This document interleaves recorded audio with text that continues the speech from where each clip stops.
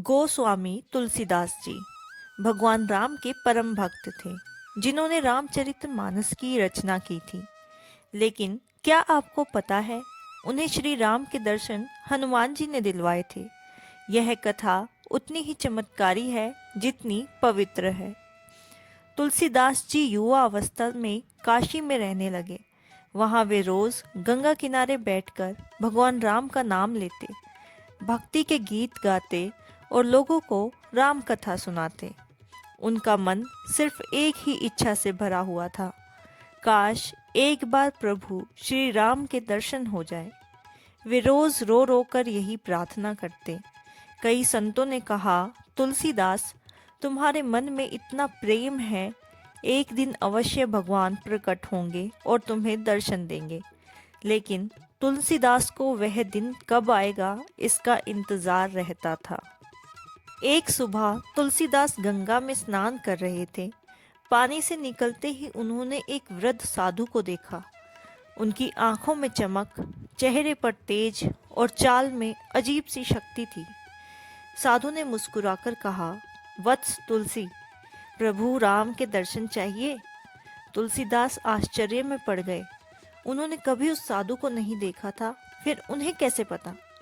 तुलसीदास ने हाथ जोड़कर कहा, महाराज, बस इसी दिन की चाह है। साधु बोले, तो वन में जाओ, वहाँ श्री राम लीलाएं कर रहे हैं। आंखें खोलकर भक्ति से देखोगे तो दर्शन मिल जाएंगे। इतना कहकर वे साधु भीड़ में गायब हो गया। तुलसीदास समझ नहीं पाए कि ये कौन था। बाद में ज्ञात हुआ, वह स्वयं हनुमान जी थे, जो उन्हें यह दिखाने आए थे। तुलसीदास जी वन में गए, जहाँ एक पेड़ के नीचे बैठकर राम नाम जपने लगे। अचानक दो सुंदर बालक वहाँ आए। एक ही त्वचा सावली, दूसरे की गोरी। दोनों हाथ में धनुष बाण लिए खेल रहे थे। उनके चेहरे की मुस्कान, आंखों की चमक आभा तो कुछ असाधारण सी थी।